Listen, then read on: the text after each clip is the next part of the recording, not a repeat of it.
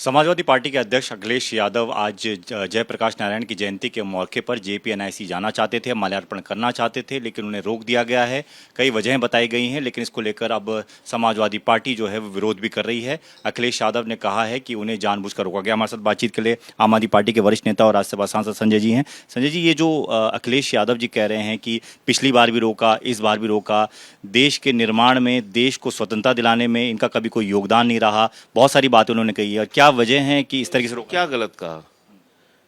चार भाजपा से जुड़े हुए उनके वंशजों का नाम बता दीजिए, संघ का या भाजपा का, जिसने आजादी के आंदोलन में अपनी शहादत दी हो, जिसने आजादी के आंदोलन में हिस्सा लिया हो। तो ये तो सर्वविदित सत्य है ना। हाँ, राष्ट्रपिता महात्मा गांधी की हत्या में इनका नाम जरूर रहा है, इनके पुरखों का। तो भाजपाइयों के जो पुरखे थे, उनका देश की आजादी के आंदोलन में कोई योगदान नहीं रहा है, ये तो सत्य है, ये छिपी बात थोड़ी है। ये तो मुस्लिम लीग के साथ थे, जिन लोगों ने देश का बंटवारा किया, श्यामा प्रसाद मुखर्जी जी उनके साथ थे। उनकी पार्टी मुस्लिम लीग के साथ समझौता किए हुए थी। तो इसलिए ये एक इतिहास का ऐसा सच है जिसको बीजेपी कभी नकार नहीं सकती। और ये भी सच है कि जब आपातकाल इस देश के अंदर लगा तो सबसे ज्यादा समाजवादी विचारधारा के लोगों को पकड़ पकड़ के जेल में डाला गया। 2-2 साल तक यातनाएं दी गई। मैं उन नेताओं का नाम नहीं लूंगा, कुछ लोग माफी मांग के बाहर भी आए। कौन लोग थे वो? पता कीजिए आपातकाल में कौन लोग थे जो माफी मांग के बाहर आए। तो इसलिए लोकनायक जयप्रकाश नारायण जी को श्रद्धांजलि देने से रोकना, राज्य के एक पूर्व मुख्यमंत्री अखिलेश यादव जी को, समाजवादी पार्टी के वो राष्ट्रीय अध्यक्ष भी हैं, मैं समझता हूं कि ये पूरी तरीके से लोकतंत्र का, भारत के महान स्वतंत्रता सेनानियों का अपमान है। और जिसने भी ये सलाह योगी जी को दी है, वो उनका राजनीतिक नुकसान कर रहे हैं। इससे फायदा नहीं होता, इससे आपका राजनीतिक कद घटता है। और आप ये साबित कर रहे हैं कि अभी भी उत्तर प्रदेश में उसी तरह का आपातकाल लगा हुआ है जैसे 75 में लगा था। एक इशू हरियाणा चुनाव को लेकर भी है। नतीजे आ चुके हैं। आप लोगों ने गठबंधन की बात कही थी, लेकिन हो नहीं पाया। अब कल एक बैठक हुई जिसमें राहुल गांधी, जो सोर्सेज से जानकारी मिली, वो कह रहे हैं कि लोगों, नेताओं ने अपना सेल्फ इंटरेस्ट देखा। अगर पार्टी का इंटरेस्ट देखा होता तो शायद नतीजे कुछ और होते। शायद वो गठबंधन की भी बात कर रहे हैं। बिल्कुल ठीक कह रहे हैं राहुल गांधी, क्योंकि अगर आप पूरी चर्चा को देखिए, शुरू से जो चल रही थी गठबंधन को लेके, तो उसमें यही बातें आ रही थी कि केंद्रीय नेतृत्व तो इनका कांग्रेस पार्टी का चाह रहा था कि गठबंधन हो। अच्छा, गठबंधन होने से नुकसान क्या था आपका? भाई, आपने गठबंधन किया जम्मू कश्मीर में, आप चुनाव जीते वहां पे। आप हरियाणा में गठबंधन करते, आप चुनाव जीतते, और जीतते ही नहीं, प्रचंड बहुमत से जीतते। आप ऐसे सोचिए ना, अगर केजरीवाल साहब वहां पे प्रचार करने के लिए जाते, अखिलेश यादव जी प्रचार करने के लिए जाते, जो ये जाट नॉन जाट जो ये फैक्टर चलाया इन लोगों ने, इंटरनल जो भी पॉलिटिक्स किया, ये हो पाता क्या? नहीं हो पाता। तो बीजेपी अपनी रणनीति में सफल रही, और इंडिया गठबंधन को जो चुनाव में एक साथ जाना था, वो कांग्रेस ने रणनीति अपनाई नहीं। और उनके स्टेट लीडरशिप ने एक काम और किया, बेहतरीन काम किया अपनी पार्टी को हराने के लिए। 17 कैंडिडेट ऐसे खड़े हुए कांग्रेस पार्टी के जिन्होंने कांग्रेस को ही हराया। तो जब कांग्रेस ही कांग्रेस को हराने में लग जाएगी तो भगवान ही मालिक है, फिर आप क्या कर सकते हैं? छोड़ दीजिए इंडिया गठबंधन के दलों की बात।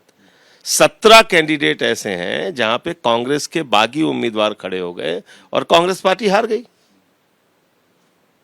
तो मैं समझता हूं कि इन बातों की समीक्षा गहनता के साथ, गंभीरता के साथ कांग्रेस पार्टी को करनी चाहिए, और आगे कोई ठोस निर्णय लेके बढ़ना चाहिए, तभी आप बीजेपी को हरा सकते हैं। देखिए, बीजेपी इस देश में एक ऐसी शातिर पार्टी है जो संसाधनों से संपन्न है। उनको नफरत का एजेंडा चलाना बखूबी आता है, उनको रोजगार, स्वास्थ्य, बिजली, पानी के मुद्दे को पीछे धकेलना भी आता है। तो इनसे तो आपको बहुत रणनीति के साथ लड़ना पड़ेगा। संजय जी, दिल्ली को लेकर तो आप चीज़ें क्लियर कर चुके हैं कि वहाँ कोई गठबंधन नहीं हुआ, आप अकेले चुनाव लड़ते हैं, चुनाव लड़ेंगे। लेकिन उससे पहले महाराष्ट्र और झारखंड भी है, जहाँ पर आप लोग अलायंस में हैं, कई सारी पार्टियां हैं। वहाँ पर क्या पार्टी ने विचार किया, इस कैसे? बारे में हमारी पॉलिटिकल अफेयर्स कमेटी जो है पार्टी की वो तय करेगी, लेकिन जहां तक अरविंद केजरीवाल जी उस पर फैसला लेंगे। जहां तक दिल्ली का प्रश्न है, हम 13 में भी अकेले लड़े, 15 में भी अकेले लड़े, 20 में भी अकेले लड़े और हम बीजेपी को हराने में सक्षम हैं यहाँ। तो हमारी लड़ाई बीजेपी से है। दिल्ली में एक कांग्रेस पार्टी तो एक बार 8 पाई, एक बार 0 पाई, फिर 0 पाई। दिल्ली में कल एक बड़ा फैसला लिया गया, विधायक फंड 10 करोड़ से 15 करोड़ कर दिया गया है। अब तक किसी राज्य में सबसे ज़्यादा होगा ये। इस पर आप क्या? देखिए, दिल्ली में विकास कार्य अगर आपको वाकई अपने विधानसभा क्षेत्र में करवाना है तो ये राशि वाकई इतनी ज़रूरत आपको एक साल में अपने क्षेत्र के विकास में लगती है। आपको सड़कें बनवाना है, सीवर बनवाना है, पार्कों को ठीक कराना है, अनऑथराइज्ड कॉलोनीज के अंदर काम करना है। तो मुझे लगता है कि कई कई सड़कें ऐसी अगर आप देख लें, वही 1-1, 2-2 करोड़ की सड़कें बनती हैं। लेकिन बीजेपी कह रही है कि अब जब चुनाव नजदीक आ रहे हैं तब आप ये कर रहे हैं, आपको पहले करना चाहिए था। हम तो पहले से मांग उठा रहे हैं कि ज़्यादा होना चाहिए। तो 2022 राज्यों में है, वहाँ कर दें लोग। इनको दिक्कत क्या है? बगल में यूपी है, हरियाणा भी है, कर दें 15-15 करोड़ विधायकों का। भाई कर दें, इतना तो कर सकते हैं ना। चलो एक राज्य में शुरू कर दें, कहीं पे गोवा में है ना, गोवा में कर दें। सर, सीएम आवास को लेकर भी अभी विवाद चल ही रहा है। अनपैक सामान के बीच मुख्यमंत्री काम कर रही हैं। अभी तक क्या स्थिति आपको लग रही है? बीजेपी कह रही है सब ड्रामा चल रहा है और ड्रामा ही करते हैं लोग। देखिए, नौटंकी में तो भाजपाइयों का कोई जोड़ ही नहीं है, इसीलिए मैंने उनका नाम भारतीय झूठा पार्टी रख दिया है। झूठ बोलना है सुबह से शाम तक।